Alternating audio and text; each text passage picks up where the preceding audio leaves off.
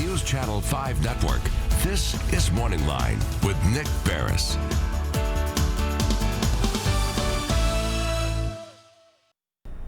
Good morning, everyone. Thanks for joining us on Morning Line. Nick Barris here on a Thursday, and we've got a good show on tap. We're going to be covering a couple of subjects for you, and we're going to take your phone calls as well throughout the program. Later in the show, as we go for the last few segments, we're going to be joined by Dr. Friday, our financial expert again. We're going to get into some details on some new developments with regard to where things are looking in regard to a possible second stimulus check payment, all right? And at the same time, we can also take some of your questions and comments for those of you, and I know there are many out there still waiting for their stimulus check, or some of you also concerned about still not getting your unemployment benefits. And so we can try to help you. You can call in. We'll get the number up.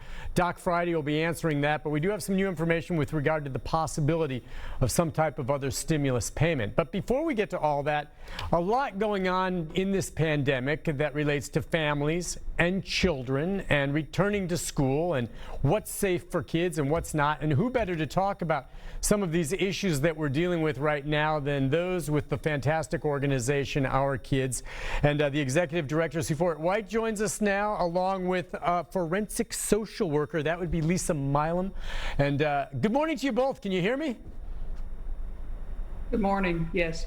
Good morning. It's good to see you, and thank you so much. You know, I was wondering about organizations like yours during the pandemic, and maybe, Sue, you can fill this in, and I always like to give you a chance to remind folks exactly what Our Kids is all about. But, you know, how you've been operating during this pandemic, Sue, and fill us in on that.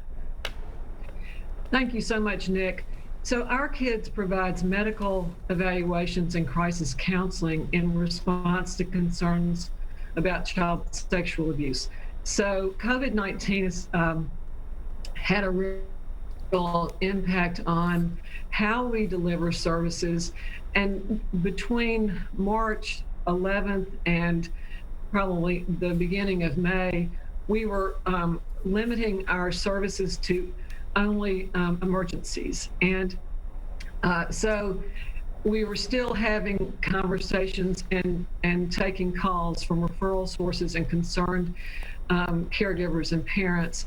And, you know, we've had to change our processes in the building. We're wiping everything down. The most important thing to us is the safety of the children and families that we serve. And since, I believe, May 11th, we are now scheduling full clinics, and we are seeing many children. Our numbers are way up, and we are thankful that the children and families that are needing our services are getting to us. So, and when you do say your numbers are way up, I mean, do you attribute that to some of what we're seeing right now with the pandemic and more people staying home, or is there some connection there to that? You know, one of the things that we've been saying and that we've known all along in our 33-year history is that not every child is safer at home.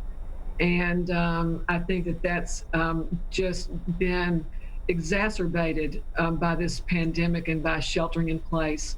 And I think that Lisa Milam she's about to finish her 28th year as forensic social worker at Our Kids, and I think that she has some real insight. She is, the clinical team members at Our Kids, we are first responders. And whether the sexual assault happened last night or 6 months ago, it is a crisis for the family. It's traumatic for the family. And I'd love for you to, I'd like to pitch it to Lisa, because I think that she has some real insight from her clinical perspective. Absolutely. Go ahead, Lisa. Fill us in. Yeah, I think, and Sue's right. At this point, we are seeing about a 15% increase in referrals or in kids that we're seeing. I think certainly, as Sue said, some kids are really not safer at home.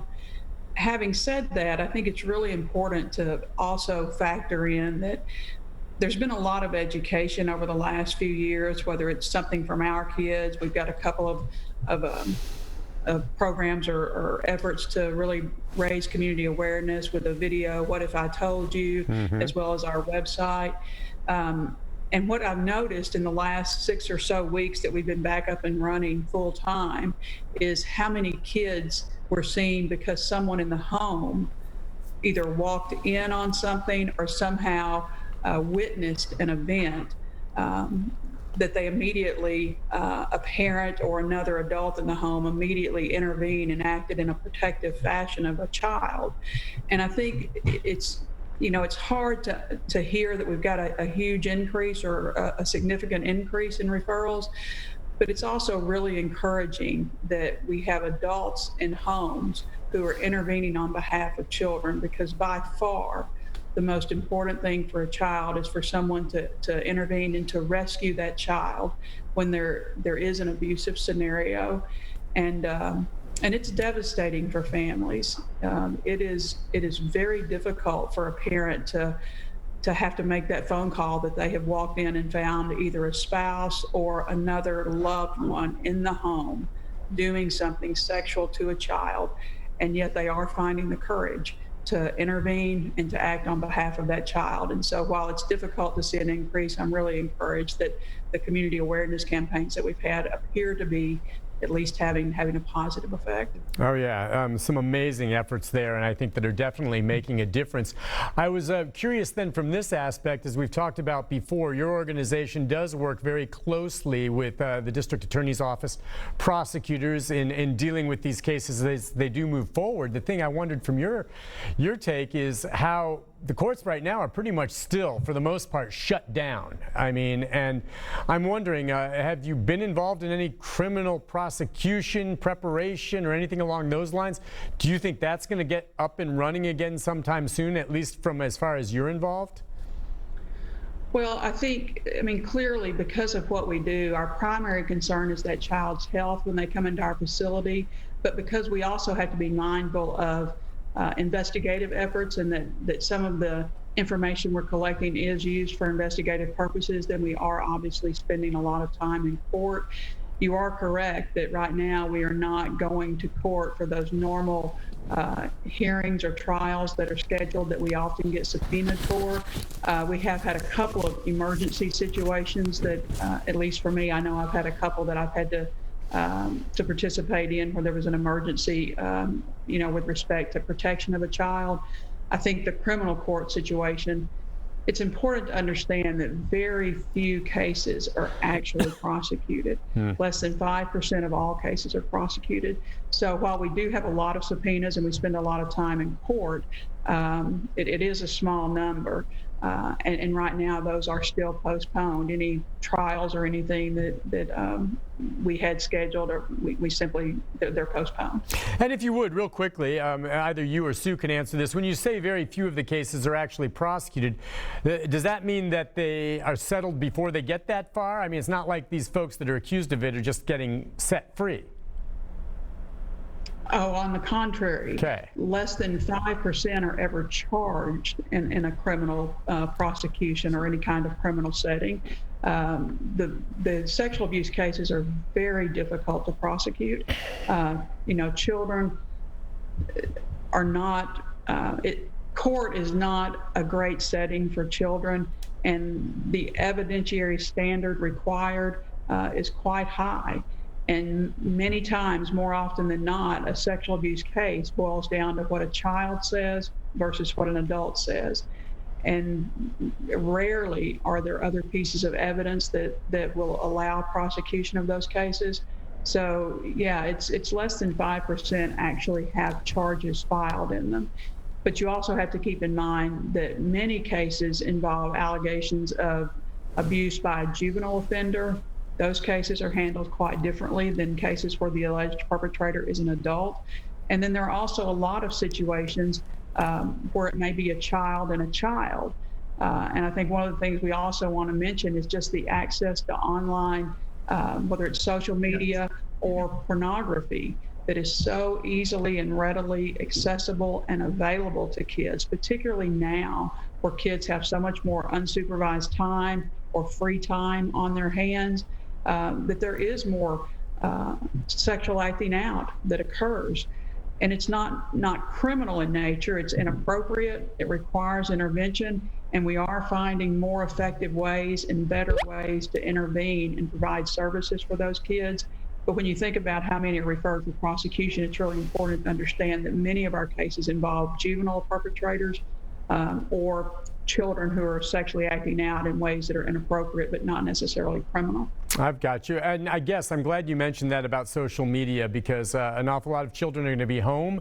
Who knows? We'll see how schools play out. I mean, Sue, any recommendations that you have at this point beyond what we already know for parents and the like in terms of monitoring their kids and getting onto these, maybe pages where there's risk involved, not just, pornography or predators out there fishing, knowing kids are home and maybe lonely because they can't see their friends and they think this is our chance to take advantage of the situation? Well, Nick, I think you're exactly right. We are just the sheer availability of pornography and the consumption of pornography is really having such a negative effect. And children don't have the perspective. It's all really bad, and it's bad for the children. Adults and caregivers have got to wake up and supervise their children on all of their technology. And people, the parents and grandparents have got to set limits. They've got to know what device, what their child is doing on the devices, and limit screen time and supervise screen time. And if they're having difficulty with that, then they need to get help. Our website is ourkidscenter.com, and we have some wonderful information on, how to keep kids safe online. But it's a real dangerous world out there regarding pornography, and children don't understand, and they're very, very vulnerable to abuse, exploitation, and people have really, the eye doesn't see what the mind doesn't know. I think that was a D.H. Lawrence quote, and I think that's true. If people know it's an issue, they're going to be more vigilant. They're going to have the courage to have those difficult, ongoing conversations with their older children, their middle school children, and I think certainly people with young children can start out like they can hold out. And that means really having an understanding of how they want the rules of engagement to be in their home. Something very simple is that all handheld devices, all technology need to be in one sort of docking station. Nobody needs to be taking a tablet, a phone, or a computer into their room at night. Children aren't strong enough to unplug. I think, Nick, one thing, and I'll take it a step farther. Sure. Kids are viewing pornography. They're sharing images of themselves that are not appropriate, and adult sex offenders are targeting those kids.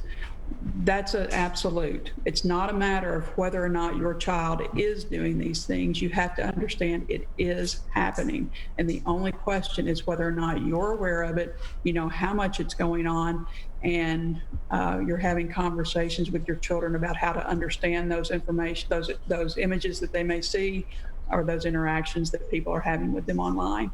It is happening. And for parents who think their kids are not doing these things, I'm at a point where you're in a fantasy land.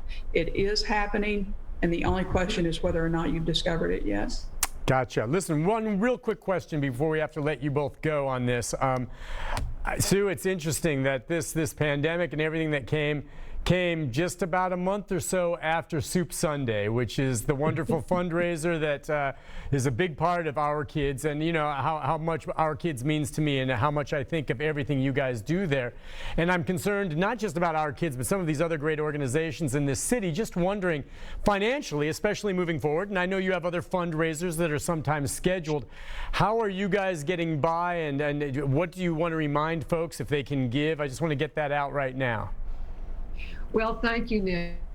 And I think that Our Kids has always been blessed, and especially now with the most engaged, passionate, and resourceful and fabulous board ever.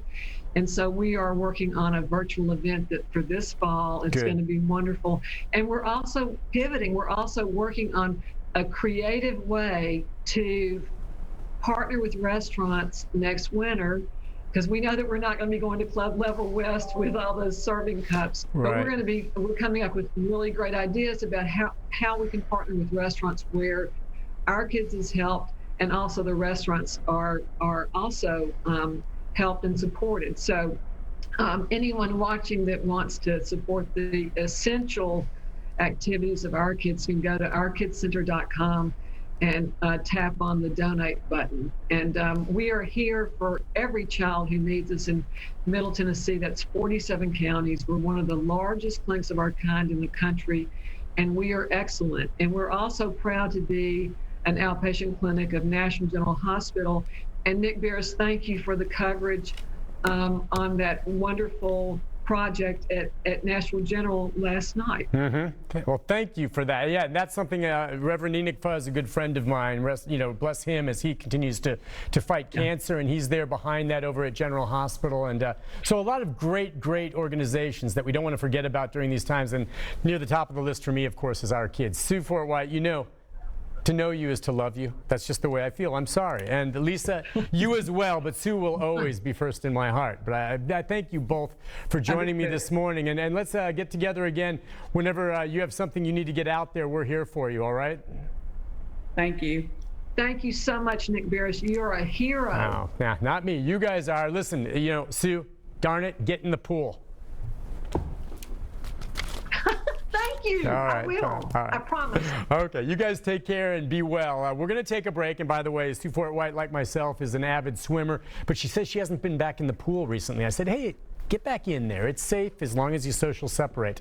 Look, we'll take a break. When we come back, folks, if you have questions or comments about a stimulus payment, about unemployment, a question about maybe a second payment coming your way, and we're going to have some new information.